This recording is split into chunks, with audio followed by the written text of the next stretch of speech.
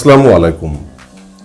বাংলাদেশের নির্বাচনের পরে মার্কিন কোন প্রতিনিধি দল প্রথমবারের মতন বাংলাদেশ সফর করছেন এবং তারা খুব ব্যস্ততার সঙ্গে তাদের সময় পার করছেন। আর সরকারি দল আওয়ামী লীগ কিংবা সরকারের পদস্থ কোনো কর্মকর্তার সঙ্গে বৈঠকের আগেই তারা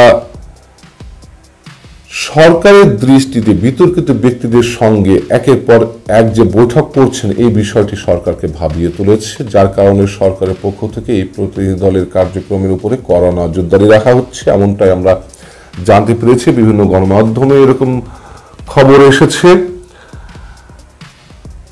আমরা দেখলাম যে শনিবারে যখন এই প্রতিনিধি দলটি বাংলাদেশ সফরে এলো, তারা দুপুর ৩টার দিকেই মার্কিন দূতাবাসে বিএনপি নেতাদের সঙ্গে বৈঠক করলেন, বিএনপির শীর্ষ নেতাদের সঙ্গে, যেখানে মির্জা ফখরুল ইসলাম আলমগীর এবং স্থায়ী কমিটির সদস্য আমির খসরু মাহমুদ চৌধুরী সাহেব ছিলেন। এরপরে আমরা দেখলাম যে সন্ধ্যার দিকে একাধিক শ্রমিক সংগঠনের নেতাদের সঙ্গে তারা বৈঠক করলেন, যার মধ্যে উপস্থিত ছিলেন বাংলাদেশে বহুল আলোচিত এবং বিতর্কিত শ্রমিক নেত্রী কল্পনা আক্তার। কল্পনা আক্তার সম্পর্কে আপনারা জানেন, একটু বলে নেওয়া ভালো যে গত ২-৩ মাস আগে যখন জো বাইডেন মার্কিন প্রেসিডেন্ট তার বিশ্বব্যাপী শ্রমনীতি ঘোষণা করলেন, সে সময় এই বিষয়ে মার্কিন পররাষ্ট্রমন্ত্রী অ্যান্টনি ব্লিংকেন যে বক্তব্য রেখেছিলেন, সেই বক্তব্যের মধ্যে হাতে গোনা ২-১ জনের মধ্যে বাংলাদেশের শ্রমিক নেত্রী এই কল্পনা আক্তারের প্রসঙ্গটি উঠে এসেছিল। তিনি বলেছিলেন যে শ্রমিক অধিকার ইস্যুতে বাংলাদেশের কল্পনা আক্তারের মতো শ্রমিক ও অধিকার কর্মীদের পাশে দাঁড়াতে যুক্তরাষ্ট্র দৃঢ় প্রতিজ্ঞ, আর এই শ্রমিক অধিকার লঙ্ঘন করলে সেখানে বা সে দেশে বাণিজ্যিক নিষেধাজ্ঞাও আসতে পারে। এবং তিনি একথাও বলেছিলেন যে কল্পনা আক্তার এই মন্তব্য এর আগে করেছেন যে যুক্তরাষ্ট্র তার পাশে না থাকলে তিনি হয়তো এতদিন বেঁচে থাকতে পারতেন না। সেই কল্পনা আক্তারের সঙ্গে মার্কিন প্রতিনিধি দল বৈঠক করেছেন। গণমাধ্যমের পক্ষ থেকে কল্পনা আক্তারের কাছে জানতে চাওয়া হয়েছিল যে প্রতিনিধি দলের সদস্যরা তার সঙ্গে কি বিষয়ে কথা বলেছেন, কি নিয়ে জানতে চেয়েছেন। কল্পনা আক্তার যেটি জানিয়েছেন সাংবাদিকদেরকে, সেটি হচ্ছে যে তারা বাংলাদেশের যে শ্রমিক নেতা শহীদুল ইসলাম হত্যাকাণ্ড, সেই হত্যাকাণ্ড বিষয়ে জানতে চেয়েছে, তারপর সেই হত্যাকাণ্ডের তদন্ত প্রতিবেদন সম্পর্কে জানতে চেয়েছে, বাংলাদেশের শ্রম আইন সংস্কারের বিষয়ে জানতে চেয়েছে, ইত্যাদি ইত্যাদি। এখন আর ভিতরে কি কথা হয়েছে আমরা কিন্তু জানি না। এরপর আমরা দেখলাম যে রোববার সকালে সুশীল সমাজের প্রতিনিধির সঙ্গে তারা বৈঠক করলেন মার্কিন দূতাবাসের ডেপুটি হেডের বাসায়। সেখানে উপস্থিত ছিলেন কারা? সেখানে উপস্থিত ছিলেন আমাদের অর্থনীতিবিদ ডক্টর দেবপ্রিয় ভট্টাচার্য, ঢাকা বিশ্ববিদ্যালয়ের রাষ্ট্রবিজ্ঞান বিভাগের অধ্যাপক আমিনা মহাসিন সহ এরকম আরো বেশ কয়েকজন উপস্থিত ছিলেন। এখন এই যে মার্কিন প্রতিনিধি দল যখন বাংলাদেশ সফরে আসছে, সফরসূচি নির্ধারিত হচ্ছে, আসার ঠিক আগেই মার্কিন দূতাবাস থেকে একটি বিজ্ঞপ্তি প্রচার করা হয়েছিল। আসসালামু আলাইকুম দর্শক, আমরা তো জানি যে বর্তমান সরকারের রাজনৈতিক অর্থনৈতিক চ্যালেঞ্জের সঙ্গে সঙ্গে আরো একটি যে অন্যতম চ্যালেঞ্জ, তা হচ্ছে পশ্চিমা বিভিন্ন রাষ্ট্রের সঙ্গে যে কূটনৈতিক ঘাটতি তৈরি হয়েছে তা কিভাবে মোকাবেলা করা হবে, সেটি অন্যতম একটি বড় চ্যালেঞ্জ। কিন্তু আমরা দেখলাম সেই চ্যালেঞ্জ মোকাবেলা করতে গিয়ে বর্তমান সরকারের কর্তা ব্যক্তিরা কোনো কোনো ক্ষেত্রে দারুণ এক ধরনের দুর্বলতার পরিচয় দিচ্ছে। আপনারা জানেন যে বাংলাদেশে 24 ঘন্টা সফরে এসেছেন বিশ্বব্যাংকের প্রেসিডেন্ট, বিশ্বব্যাংকের এমডি অ্যানা বেজার্ড। তিনি সরকারের বিভিন্ন পর্যায়ে গুরুত্বপূর্ণ ব্যক্তির সঙ্গে বৈঠক করেছেন এবং যথারীতি আমাদের অর্থমন্ত্রী আবুল হাসান মাহমুদ আলী সাহেবের সঙ্গেও বৈঠক করেছেন। বিশ্বব্যাংকের এমডি বিএনপির সঙ্গে বৈঠক করবে, এটি কি খুব অস্বাভাবিক কিছু?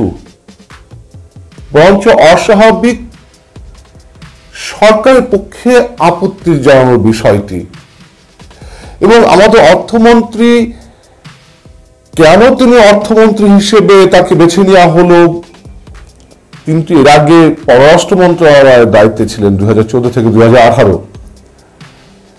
বর্তমান সময়ে কূটনৈতিক অর্থনীতিকে সবচেয়ে বেশি গুরুত্ব দেওয়ার কারণে প্রধানমন্ত্রী আবুল হাসান মাহমুদ আলী সাহেবকে অর্থমন্ত্রী হিসেবে বেছে নিয়েছেন। তিনি সাংবাদিকদের বলেছেন যে যারা গণতান্ত্রিক প্রক্রিয়ায় অংশ নিতে চায় না তাদের সঙ্গে আবার বিশ্ব ব্যাংকের মতো প্রতিষ্ঠানের কিসের বৈঠক। তার ভাষাগুলোই আমি হুবহু তুলে ধরছি। তিনি বলছেন যে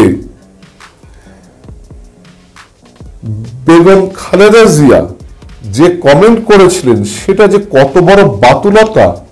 উনি বলেছিলেন যে আওয়ামী লীগ সরকার যেভাবে পদ্মা সেতু তৈরি করছে এটা তো জোড়াতালি দিয়ে করা হয়েছে, যে কোনো সময় ভেঙে পড়তে পারে।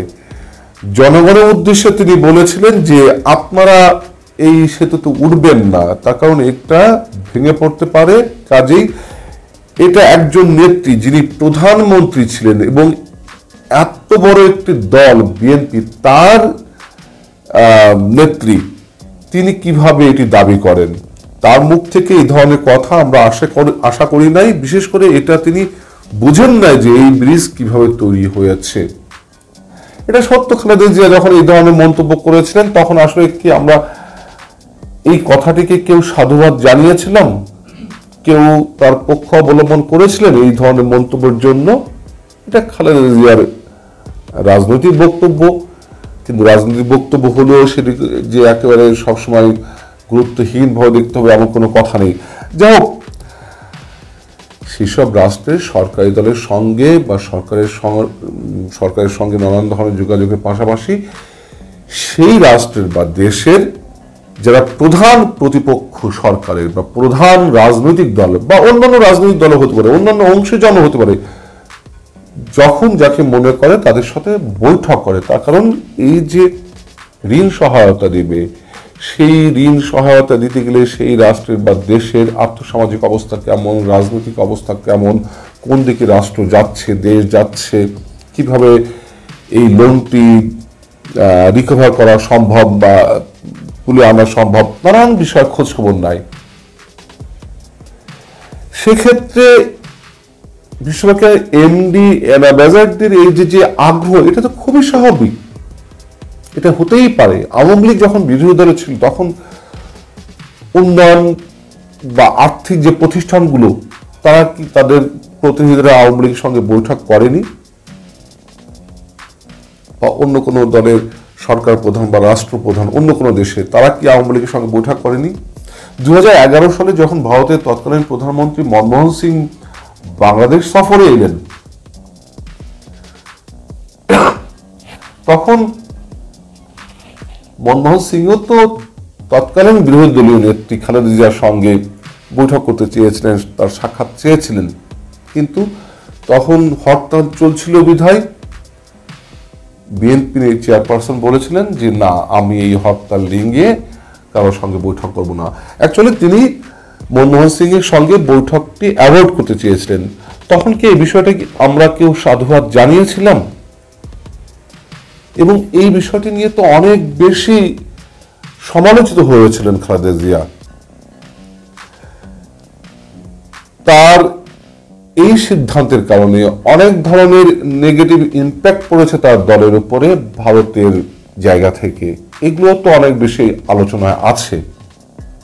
যাই হোক, নিশ্চয়ই তিনি দূরদর্শিতার পরিচয় দেননি ওই সময়। তো তখন খালেদা জিয়া বিরোধী দলীয় নেত্রী ছিলেন। ভারতের মতো একটি রাষ্ট্রের প্রধানমন্ত্রী বাংলাদেশ সফরে এসে কেন বিরোধী দলীয় নেত্রীর সঙ্গে বৈঠক করতে চাবেন? এটা হয়, এটি রাজনৈতিক শিষ্টাচার, এটি কূটনৈতিক শিষ্টাচার। এবং যদি আর্থিক ব্যবস্থাপনার মধ্যে আসি, বৈশ্বিক আর্থিক প্রতিষ্ঠানগুলোর লিডারশিপে যারা থাকেন, নেতৃত্বে যারা থাকেন, তারাও এই কাজগুলো করেন।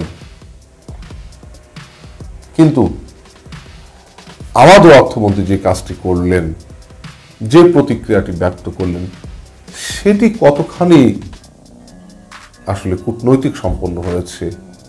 আর বিশ্বব্যাংকের এমডি বা প্রেসিডেন্ট এই ধরনের প্রতিষ্ঠানের কর্তা ব্যক্তিরা যদি মনে করেন যে শুধু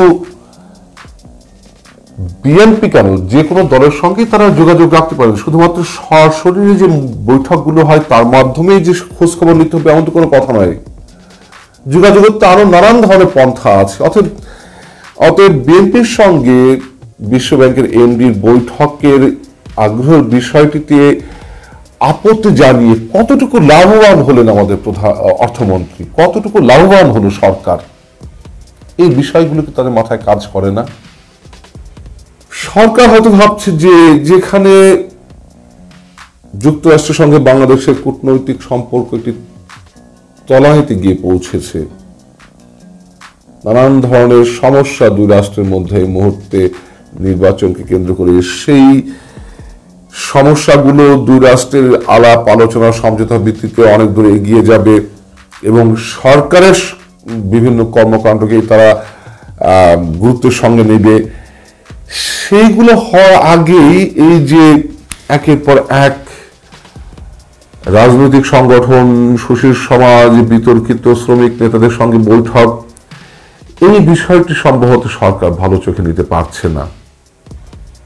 এবং বিএনপির সঙ্গে যখন বৈঠকটি হলো, বৈঠক শেষে বিএনপি স্থায়ী কমিটির সদস্য আমির খসরু মাহমুদ চৌধুরী, মহাসচিব মির্জা ফখরুল ইসলাম আলমগীর কেউ কিন্তু বৈঠকের বিষয়ে মুখ খুলতে চাননি সাংবাদিকদের কাছে, তারা এড়িয়ে গেছেন।